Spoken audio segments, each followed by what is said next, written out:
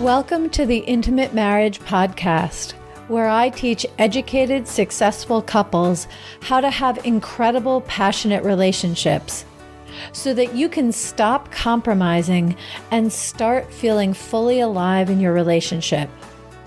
I'm Alexandra Stockwell, aka the Intimacy Doctor. I'm a physician, a relationship and intimacy coach, and I'm an intimate marriage expert.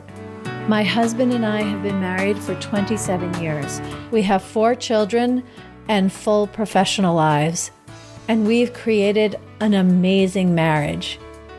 I've shown hundreds of couples how to do so as well. So if you want to deepen your understanding of your own relationship and learn to access new heights of emotional, sensual, and erotic intimacy, you're in the right place. I will show you how. Now, let's dive in. How are you feeling as you anticipate the holiday season? I'm going to be diving into this question and how important it is and what it means for your marriage in just a moment. But first, I want to read a review from Amazon from someone who purchased and read my book, Uncompromising Intimacy. It really is an amazing book. I hear frequently from people who read it and it changes how they think about their marriage, and it shows them the way to really connect more deeply and be more intimate. So I want to read a review from someone who is just listed as an Amazon customer. He or she says, "Everyone needs to read this book. Get one for your coworker, sister, brother, aunt, etc. She talks straight with openness and honesty. She also has a loving perspective and never talks about what is right or wrong, but shares more from the standpoint of does it work or not. Anyone who is wanting to improve their relationship and build a solid foundation of love and connection can benefit from this book. Reading it amazed me, and I was so excited in completing all of the assignments because of how much I was learning about myself and my partner. This is definitely going to be a gift to all of my sisters and friends." Whoever you are, I'm so glad that Uncompromising Intimacy spoke to you. Thank you for your review. To any of you who have read the book and haven't left a review on Amazon or Audible, please do so that other people can know what's in the book, just the way this person did. And it's actually, I just picked the review randomly, but it's a great one in talking about gifts for sisters and other relatives, because Uncompromising Intimacy is definitely a great book to give anyone who has a growth mindset, who wants to have the skill set to enhance and up-level their marriage. So when you're making your lists of who you're going to give what to for the season, please consider Uncompromising Intimacy. Now, with the holiday season basically upon us, depending on whether you're going to start lighting Hanukkah candles or you're getting ready for Christmas, opening an advent calendar, Kwanzaa, maybe Diwali is past. And if that's the case, I still think there's a lot for you in this episode. Or Eid, whatever it is that you honor, maybe nothing. But the point is that this is the holiday season, and certainly in North America and many other places in the world, it has a different feeling in terms of how busy schedules are, musical performances, nutcracker performances, shopping, business gatherings, office parties. This is a time that is just jam-packed with so many different activities. And actually, before I get into that, I want to tell you 2 very influential elements that have me choosing to do a podcast episode on the topic of navigating the holiday season in the context of nurturing, cultivating, and expanding the intimacy and passion in your marriage. So the first one is the mother of my friend. So when I was living in Massachusetts, this was many years ago, and our family was friends with another family, and the mother in that family was from a very good, large, warm Catholic family. I think she was one of 8 children.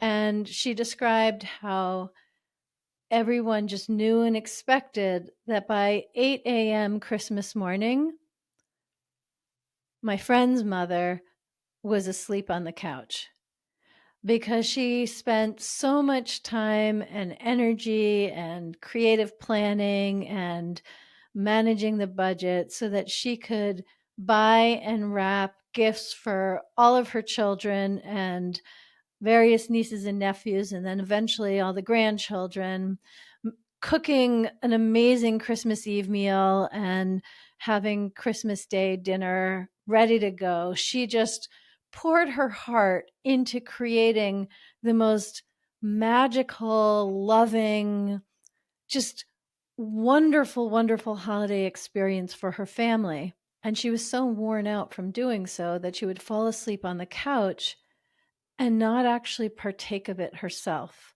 In other words, she planned, she purchased the gifts, she wrapped them, she set them under the tree, and she didn't actually see them being opened because she was asleep on the couch. And all those beautiful moments that the rest of the family looked forward to, she did everything to provide for them, create them, but she was sleeping when they happened. And it made a big impression on me as someone looking for how to be personally nourished and not be a martyr through mothering well, through being a good wife. I really wanted to decouple martyrdom from being a good wife and a good mother. So that's just one image to share with you. And the other image, which actually has a completely different flavor, is some point I learned that January is the most common month for couples to file for divorce by a lot. And I've mentioned this to attorneys in various contexts, and they all know that that is true. Yes, there are people who file divorce any month of the year, but by a big percentage, more of them happen in January than any other time in the year. I'm not aware of any particular study that's been done to analyze why this is so, but as a very experienced relationship and intimacy coach, an intimate marriage expert, I have my own analysis and conclusions. And there are a number of different factors, but the one that's most relevant for this conversation is that I think the holidays are super complicated for couples, especially when there are children, then grandchildren involved, and even when there aren't children, just navigating the holidays in the context of each of the couple's families of origin. And so there are 2 things that happen. One is that a couple already knows that they are going to file for divorce. They already know the marriage has come to an end, and they choose to stay together to have one more holiday together. They don't want to tell their children 3 days before Christmas that they're getting divorced. Those couples, they hold it together. They have one more set of family memories as a coherent family unit, and then they file for divorce in January. There also are the couples who have found a way to manage their lives where they're both very busy with their attention on all kinds of other things, professional, personal, working out, volunteering, PTA, shopping, golf, whatever it is, that if you're in this situation, you fill your time so that you're not just peacefully hanging out with your spouse, because that doesn't feel good anymore. And unconsciously, you've kind of created a schedule where your attention is in other places all the time. And then come the holidays, days off, you're both home together. Now, there was a lot of being home together in the pandemic, but putting that to the side, for many couples, they're not actually spending that much time both at home without any mandatory activities, just spending time together. And when they do, one or both of them realize that is not something they want to do again. And so the holidays, instead of being the last hurrah before filing divorce, as in what I described earlier, it's the holidays themselves, without all of the usual distractions of life, that reveal what the state of the marriage actually is. And those couples also file for divorce in January. So knowing this statistic about the increased number of divorce filings that come right after the holidays, and thinking of my friend's mother providing such a beautiful celebration for her family, but being so worn out that she fell asleep and couldn't appreciate it, I have thought about how to make the holidays nourishing and fun and peaceful and pleasant and full of ease, with the right amount of energy, attention, and time to really enjoy being with my husband and cultivate the intimacy and passion, and not just have this time be so full of stressed out days with overstuffed schedules and entirely focused on managing the children's experience so that they have happy times to remember in the future. I have found it freeing to do a number of things. I, over the years, experimented and implemented different things and came up with what has created holidays that my husband and I enjoy. We enjoy them as a family, and we certainly enjoy them with one another. We do not just have, I don't know, the last few moments of the night and then we fall asleep because we're so worn out taking care of everyone else. And I have taught how to really up-level the holidays and enhance the intimacy and create more passion and have it really fuel the marriage and not just the schedule. And this year, I'm doing something that I haven't done before, which is I am teaching a free masterclass. So I'm going to say some more about how to navigate this time, but I want to make sure to really warmly invite you to join my free masterclass.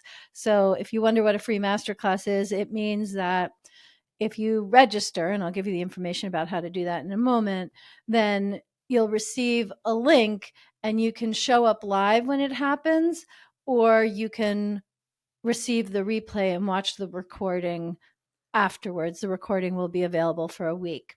So the name of the masterclass that I'm teaching is Holiday Passion, the Art of Uncompromising Intimacy Amidst Crazy Year-End Schedules and Seasonal Stress.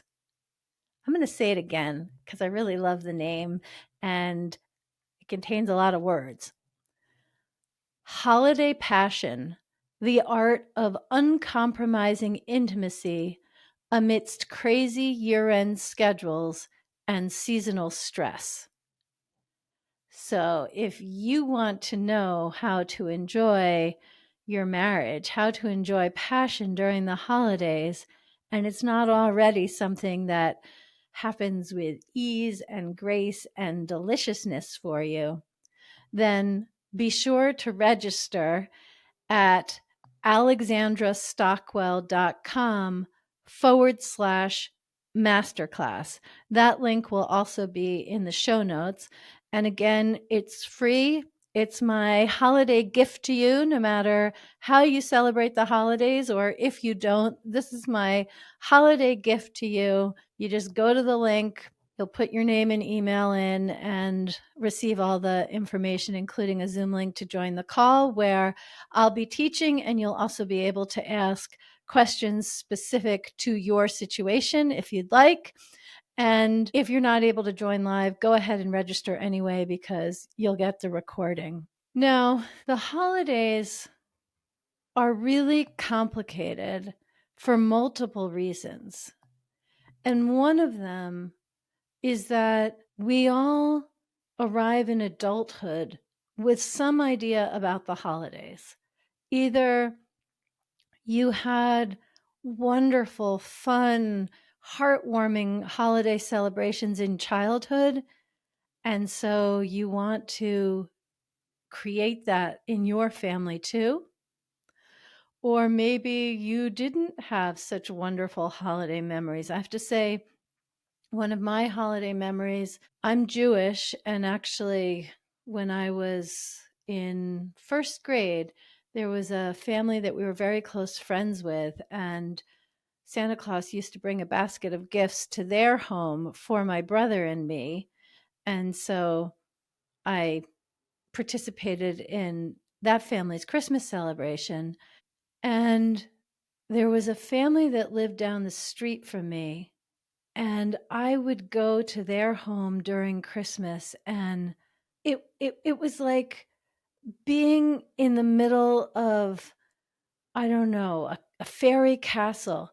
There were so many gifts and so much glitter and so much, it just was amazing. Like, presents were piled 3, 4 presents high all the way around the tree.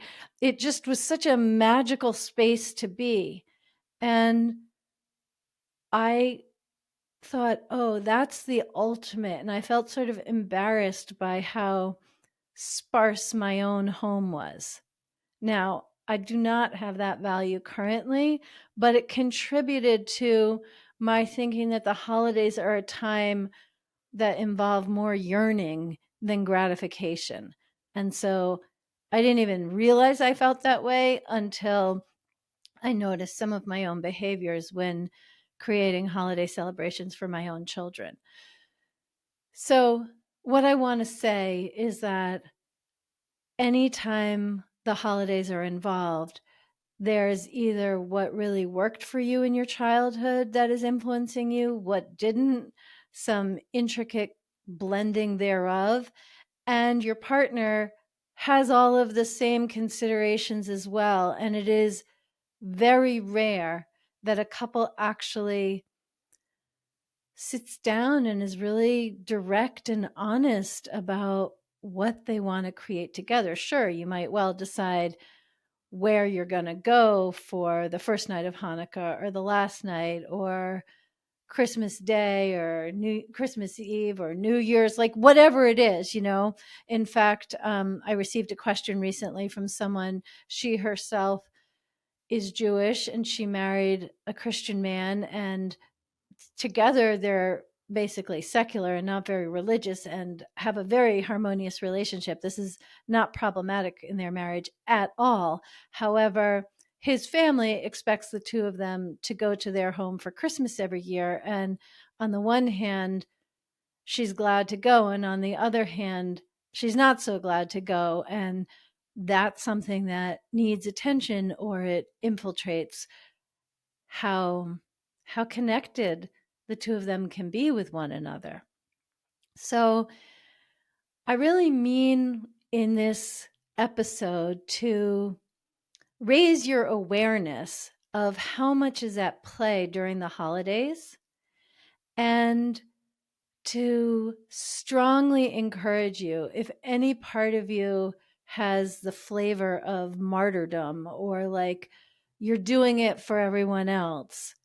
In fact, that makes me think there's this really funny I guess it's a YouTube video. I'm going to look it up, and if I find it, I'll include it in the show notes. Maybe some of you have seen it, where it's a mom who goes to such trouble to get each person in the family something absolutely wonderful, and all they give her is a bathrobe, and she already has some. It's really funny, and it kind of, without using the word martyr or being kind of verbally dramatic, it conveys a feeling that so many women have. And, you know, it may well be that lots of men have it too. I just don't have a funny YouTube video to illustrate it. But my point here is that as a result of listening, I hope you really consider, how could the holidays be better for you? And how could the holidays be better for your marriage? Not just how could the holidays be better for your children, and not just how could the holidays be better for extended family. So I'm hoping that you ask yourself those questions and make room for some new answers. Because no matter how long you've been together, if you don't both feel fantastic, there's room to do it in a better way that works for both of you. And if this gets your imagination going, or honestly, it doesn't, but you wish it did, then please, please join me in the free masterclass. The masterclass is called Holiday Passion: The Art of Uncompromising Intimacy Amidst Crazy Year-End Schedules and Seasonal Stress. Oh, and actually, the name of the masterclass reminds me of something else I was going to say, which is that the holidays are so complicated, both because of the convergence of your conscious and unconscious desires and disappointments, your partner's conscious and unconscious desires and disappointments, and for most people, our schedules are extra busy, extra stuffed, so we're more likely to be stressed out with fewer reserves anyway. So if you relate to what I'm saying, please join me in the masterclass, alexandrastockwell.com/masterclass. The link is in the show notes. And I really look forward to this holiday being the best one that you can remember.